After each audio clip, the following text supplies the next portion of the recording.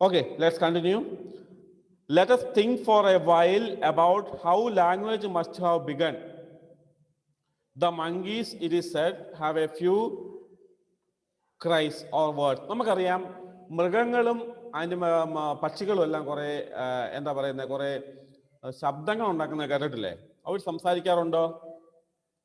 Do they talk? അവർ സംസാരിക്കാറുണ്ടോ? ഉണ്ട്. Okay, let us think for a while about how language must have begun. അത് language എങ്ങനെ തുടങ്ങി എന്ന് നിങ്ങൾക്ക് എന്ത് തോന്നുന്നു നോക്കട്ടെ. ലോകത്ത് ഭാഷ എങ്ങനെ തുടങ്ങി എന്ന് നിങ്ങൾക്ക് എങ്ങനെ തോന്നുന്നു? എങ്ങനെ തോന്നുന്നു?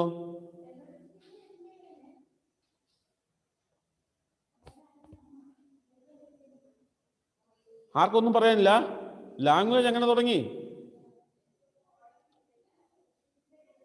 ശബ്ദങ്ങളിൽ നിന്നായിരിക്കും തുടങ്ങിയിരിക്കുക. ശബ്ദങ്ങളിൽ നിന്നാണ് എന്ത് തുടങ്ങിയിരിക്കുക? എന്ത് തുടങ്ങിയിരിക്കുക?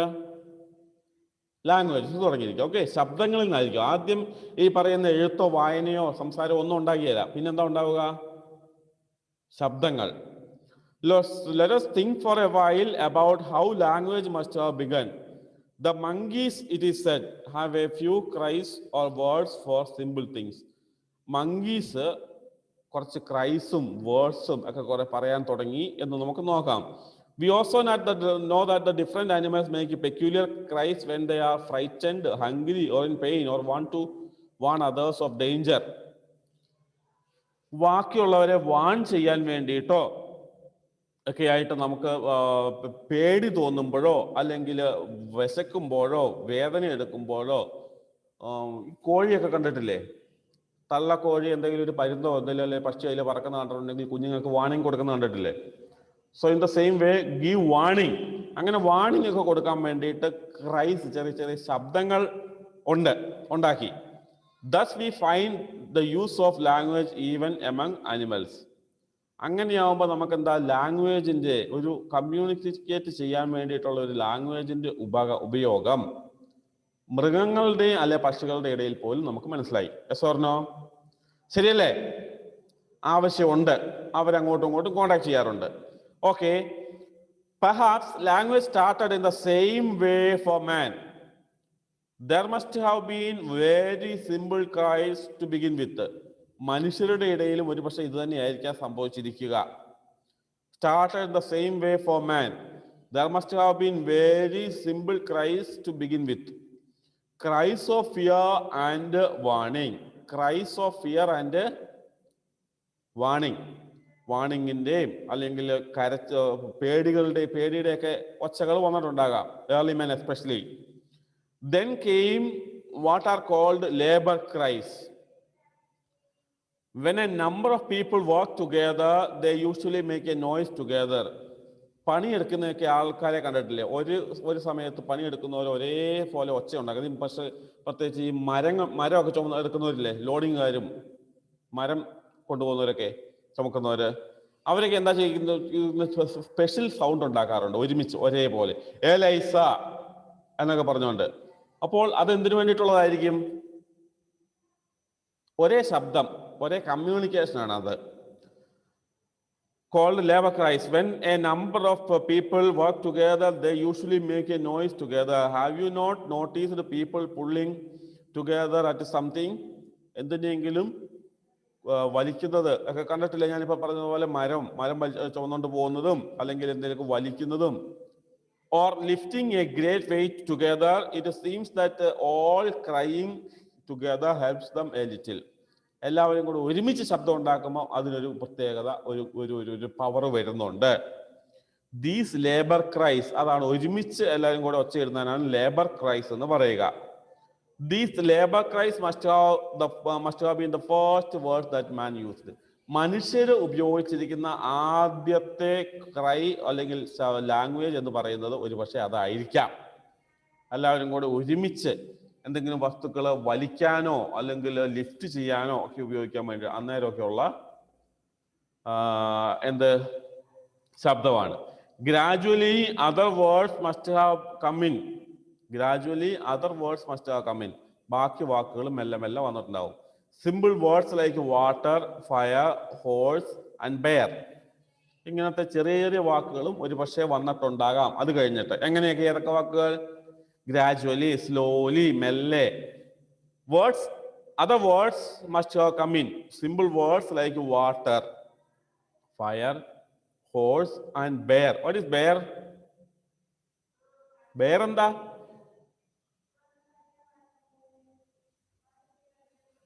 bear. ഇതെന്താ എല്ലാവരും ആകെ ഒരു അനക്കമില്ലാതിരിക്കുന്നത്? അൺമ്യൂട്ട് ചെയ്ത് പറഞ്ഞോ ആദിത്യൻ. കരടി. കരടി. അത് പറയാനാണോ എല്ലാവർക്കും ഇത്ര ഭയങ്കര ക്ഷീണം? കരടി കണ്ടിട്ടുണ്ടോ?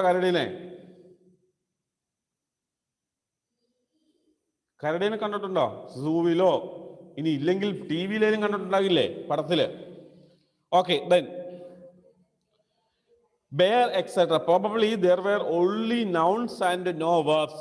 അന്നേരമൊക്കെ ആദ്യ കാലത്തൊക്കെ ക്രിയാകളില്ല, only nouns. നമ്മളിപ്പോ ചുറ്റും കാണുവാണെങ്കിൽ എന്ത് നോക്കിയാലും അതെല്ലാം നൗൺസ് ആണ്, വസ്തുക്കളാണ്. അപ്പൊ അതുപോലത്തെ മിക്കവാറും ഉണ്ടാവുകയുള്ളൂ. പിന്നെ എന്തില്ല?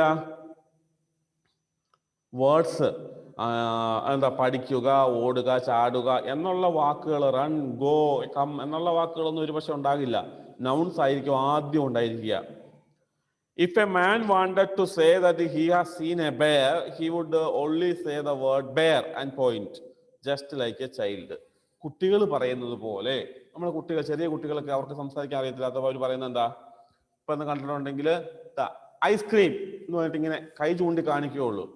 അത് വേണമെന്നോ ഒന്നും പറയാറില്ല. അതാണ് ആ ഒബ്ജക്റ്റിന്റെ പേര് മാത്രം പറയും. ഇവരെ ഇപ്പം ആദിമ മനുഷ്യര് ഒരു പക്ഷേ കരടിനെ കണ്ടപ്പോ കരടിനെ കണ്ടു എന്ന് എങ്ങനെയായിരിക്കാം പറയുക? ബെയർ എന്ന് പറഞ്ഞ് ഇങ്ങനെ ചൂണ്ടിക്കാണിക്കും. കരടി ഇങ്ങനെ പറഞ്ഞുകൊണ്ട്, അല്ലെങ്കിൽ അവിടെ ഉണ്ടെന്നോ കണ്ടെന്നോ പറയില്ല. ഓക്കെ, അതാണ് ഇവിടെ പറഞ്ഞിരിക്കുന്നത്. There could hardly have been much conversation then. അങ്ങനെയാണെങ്കിൽ അവിടെ അധികം കോൺവെർസേഷൻ ഉണ്ടാകില്ല. Language developed.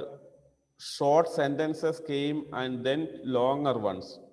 മെല്ലെ മെല്ലെ ലാംഗ്വേജ് വന്നു. ഷോർട്ട് സെന്റൻസസ് വന്നു, പിന്നെ ലോങ് സെന്റൻസസ് വന്നു. Probably there was not one language for all the different people at any time. എല്ലാ സമയത്തോടെ എല്ലാവർക്കും ഒരേപോലെ ആയിരിക്കില്ല ഒരു പക്ഷേ ലാംഗ്വേജ് സ്റ്റാർട്ട് ചെയ്തിരിക്കുക. For all the people different. No, probably there was not one language for all the different people at any time, but at some time there could not have been very different many different languages. As I have already told you, there were a few languages then, each of which developed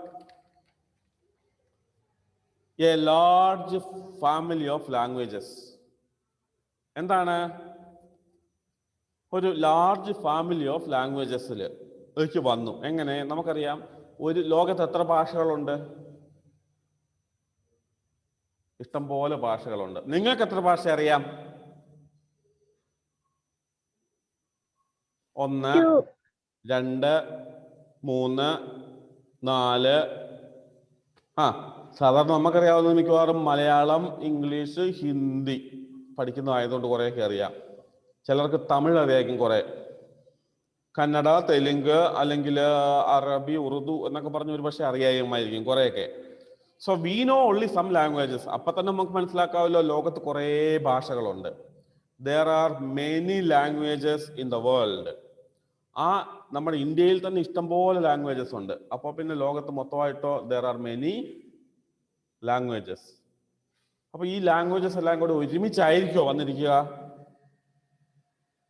ആയിരിക്കോ? അല്ല, മെല്ലെ മെല്ലെ ആയിരിക്കും വന്നിരിക്കുക. അത് ഒരു language ആദ്യം എവിടെയെങ്കിലും ഒക്കെ വന്ന് കാണും. വേറെ ലോകത്തിന്റെ വേറെ ഭാഗത്ത്, ഭൂമിയുടെ വേറെ ഭാഗത്ത് വേറെ ലാംഗ്വേജ് വന്നിട്ടുണ്ടാകാം. അങ്ങേ സൈഡിൽ ഇപ്പം, അല്ലെങ്കിൽ വേറൊരു സ്ഥലത്ത് വേറെ ലാംഗ്വേജ് വന്നിട്ടുണ്ടാകും. അങ്ങനെയൊക്കെ ആയിരിക്കാം ഒരു പക്ഷേ വന്നിരിക്കുക. During the time of the early civilization which we have been considering, language had already greatly developed. There were many songs and bards and singers used to sing them. There was not much writing or books in those days, and so people had to remember much more. It is easier to remember rhymes and poetry.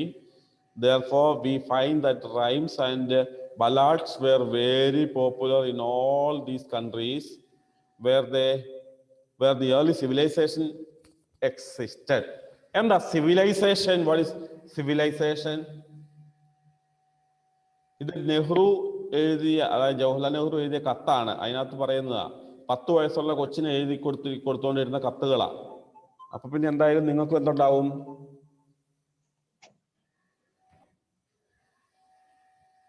ഇതെല്ലാം പഠിക്കാൻ പറ്റണ്ടേ? എന്താ? Okay, അപ്പോൾ നമുക്ക് civilisation, what is civilisation? Civilisation എന്ന് പറയുന്നത് എന്താ? Sir ഒരു പാടുണ്ടായി. എന്തോ സിവിലൈസേഷൻ എന്ന് പറയുന്നത് എന്താ? പ്രവർത്തികൾ എന്ന് നമുക്ക് പറയാൻ പറ്റില്ല. എന്താണ് സാറേ പറയുന്നത്? ഞാൻ പറയാ. പറ.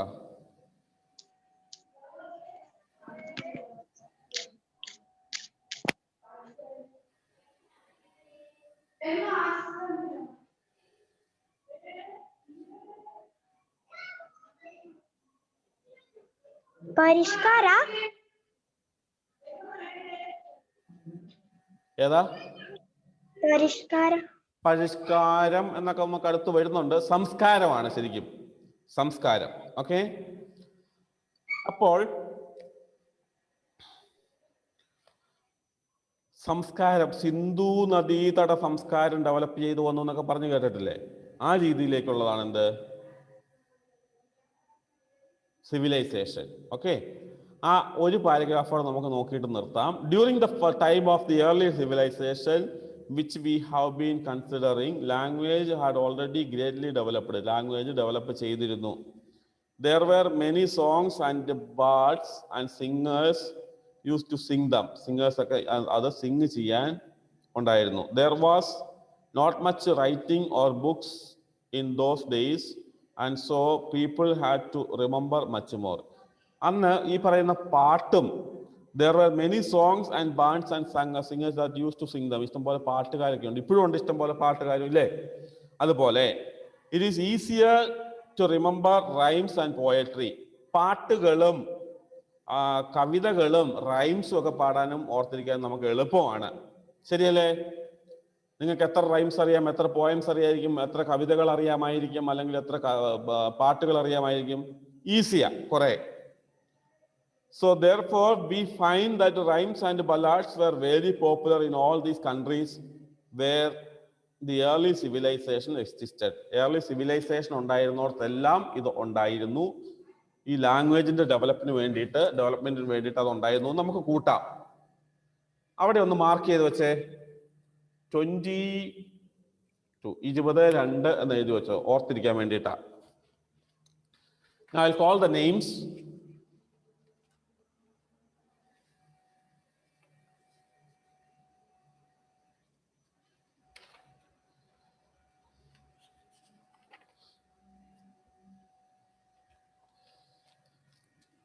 Abel Binoy absent.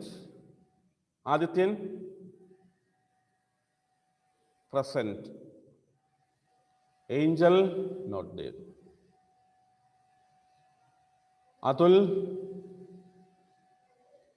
present. Grace present. Hannah Rose വന്നിരുന്നു. Josie absent.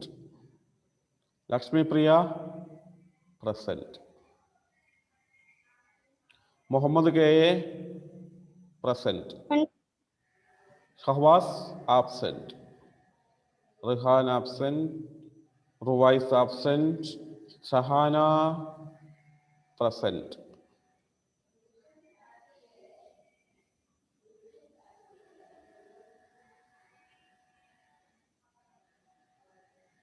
Shiza absent. Edwin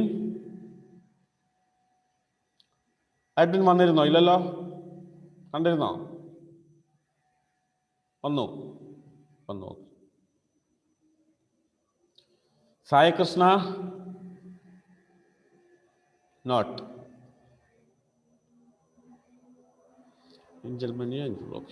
Okay, that's enough for now. Let us stop for now. Any doubts? എന്തെങ്കിലും ഡൗട്ട് ഉണ്ടെങ്കിൽ അടുത്ത ക്ലാസ്സിൽ ചോദിക്കണം. ഒരു വാക്കുണ്ട്, അവിടെ വരെ 2 പ്രാവശ്യം വായിക്കണം. വെറുതെ ഒന്ന് വായിച്ചാൽ മതി. എന്നിട്ട് പേരൻസിന്റെ സൈൻ മേടിക്കണം. Got it all? Okay, then see you in the next class. Let's stop now. Bye.